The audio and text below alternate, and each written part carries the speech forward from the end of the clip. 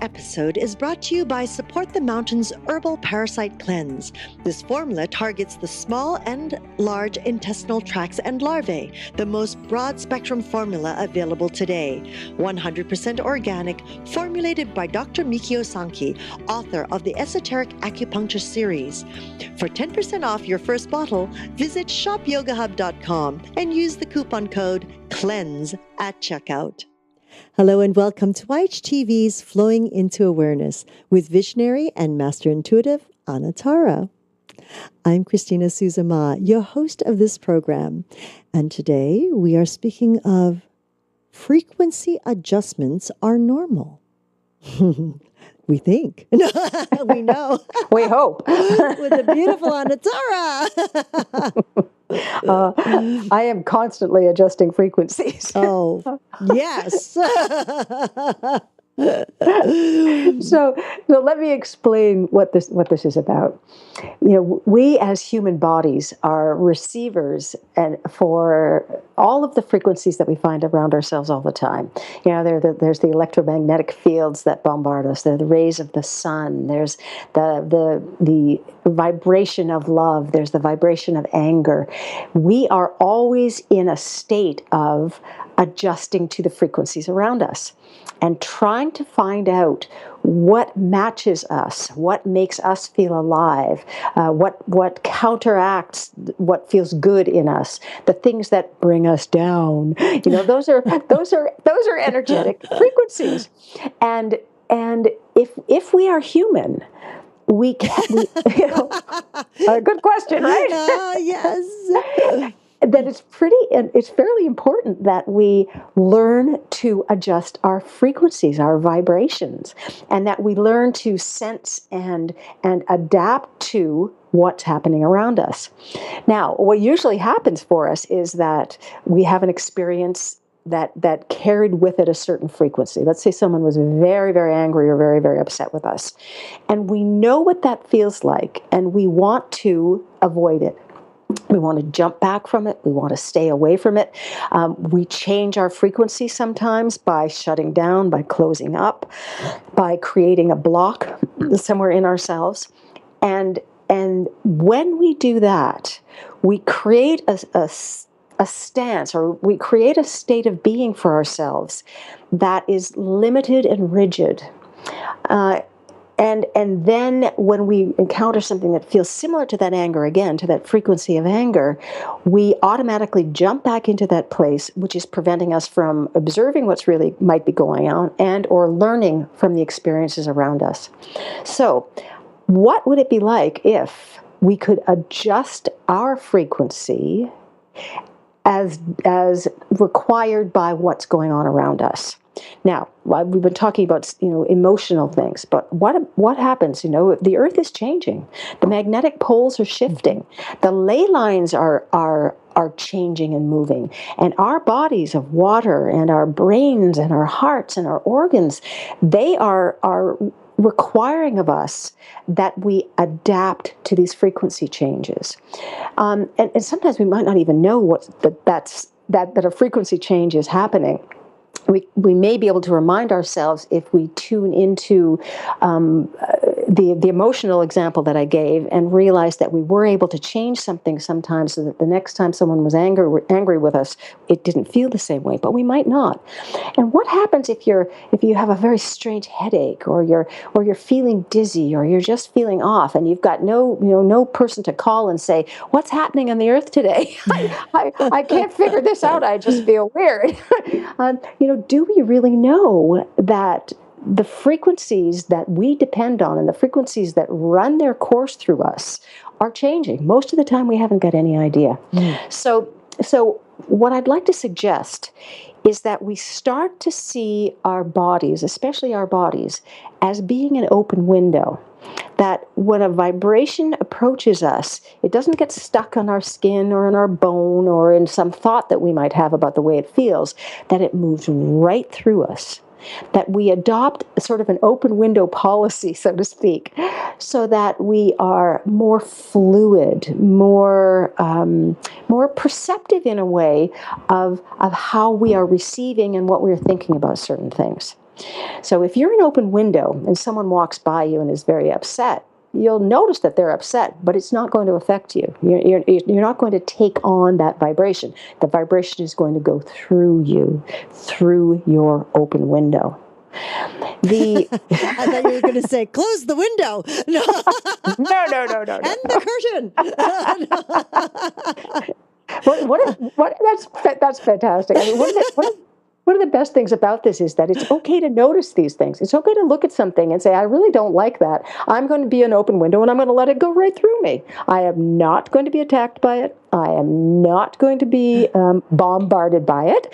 I am going to allow my frequency to shift so that I don't have to be a part of that. Do you have any comments about this so far, Christina? I thought I just did. No, I'm just kidding. It's interesting. I agree with you, Anatara, wholeheartedly. That was just a little joke because I could hear people going, wait a minute, if I see that, I just want to go away, No. I think in my journey, I know in my journey, it took a little while to be able to be malleable to that and to be, not just open to it. Open to it is one thing. The ability to learn not to absorb that frequency. That's a whole nother deal. That was at least a whole nother deal for me. And for most people. Yes, and it continues to be that because, there are so many frequencies of energies out there, and some are much more powerful than others. The subtle ones that kind of drift around us, there's like a slow dripping tap sometimes and we don't even know it's there, right? Mm-hmm. And suddenly it's like, wow, is something sucking that energy out of me? I think the journey through learning how to ebb and flow or Tai Chi with the energies all around us, because it's not just the emotional energies that other people might carry. We're talking now the electromagnetic energies all around us. I mean, there are so many energetic levels. And it's very different than it used to be. That's a really good point. Yes, like even from 5 years ago. Mm-hmm. So, Anatara, you're speaking now of energies, and I know when I was first attempting to understand or doing my best to understand this, how would you suggest for an individual who's just learning that there are these frequencies, that there are these vibrations that affect us and don't affect us? How would you guide them to be more conscious of it? Oh, great. The first thing I would say is don't be afraid of it. When we, for instance, when you think about, I was going to bring up the idea of smart meters, smart electric meters that people are just terrified about. I don't know if you must have them in the United States. You know what I'm talking about? No, they are electric meters that are placed on your house that send out a pulse constantly to the company that provides your electricity, and there are people that are very, very sensitive to them. I don't want to deny that as being a reality. Yes. But when you are afraid of it, then you have set yourself up in such a rigid way that you can't be the open window I was talking about. Mm-hmm, mm-hmm. So, I mean, that's the first way, I believe, to start working with some of these external energies. If you're just finding out that they exist, what I would say is just be aware, use your senses, use your body to tell you whether what there is around you feels harmonious, feels peaceful, or feels negative or heavy in any way. So I would say start by just noticing how you feel in different situations, and it doesn't even matter whether you know what it is or not. It's just be aware of what's changing around you. Be aware of what you feel in relation to it, and then state to yourself, I am open, I am an open window, and all of these things are going to move through me rather than becoming stuck in me or on me. When you try to resist something, you put a clamp around yourself, and that clamp doesn't let the positive things in either, and doesn't let you be in any sort of flow with what's going on for you. It can become very dangerous to be in resistance to the things that you even know are bad for you. If that makes any sense. that creates more danger. Yeah. So the other part of this is that with the Earth's frequencies changing as dramatically as they are right now, we are going to feel things that we probably can't describe. And many of us are going to feel that whether we know it or not. So it's a vital part of this to ask that your body become aligned with the ley lines of the Earth, the energetic lines of the Earth that are closest to you and that connect to the rest of the network around the world. So as you ask for yourself to be integral with these ley lines, you may feel some strange vibrational things body-wise. You may shake, you may be dizzy, you may have pain, you may just think, whoa, this is very different, this is weird. Or you may just think, wow, I don't like the feel of this. As you let your body find its own way to align with these ley lines, you are going to find that you receive the support that the Earth has to give you. And when you've done this with the Earth, you can extend that awareness out into the cosmos and into the universe and do the same thing, so that your individual body, your individual self, the open door that it is, becomes aligned with the frequencies and the vibrations available for you now. The ever-changing now. The ever-changing now. Exactly. This precise moment. No, that's wonderful. That's beautifully articulated, Anatara. Thank you. Because I know it can get confusing for those of you who are just starting. All that I can say about that is that no answer stays the same from one second to the next. There you go. This is all about being fluid. Yeah. Be one of those bubbles in the effervescent. Absolutely. Thank you so much, Anatara. A lovely episode again.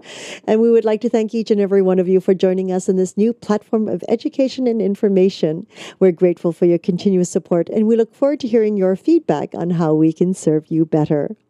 You can connect with Anatara by following her on Twitter @Anatara, and of course through her own website, anatara.ca, and now on Facebook @Anatara.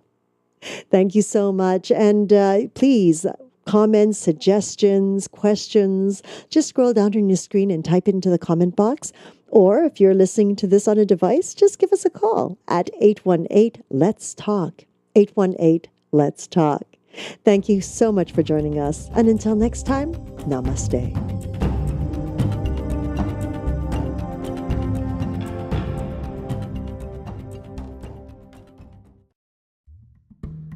Between 80 to 90% of the people in the world today in the 21st century have this problem of candida overgrowth. And, what has led to, it's the 21st century with antibiotics, chlorinated water, too much carbohydrates, too much sugar, too much yeasts and sweets, that has created this overgrowth within us of candida that leads to a plethora of problems that is really a common denominator between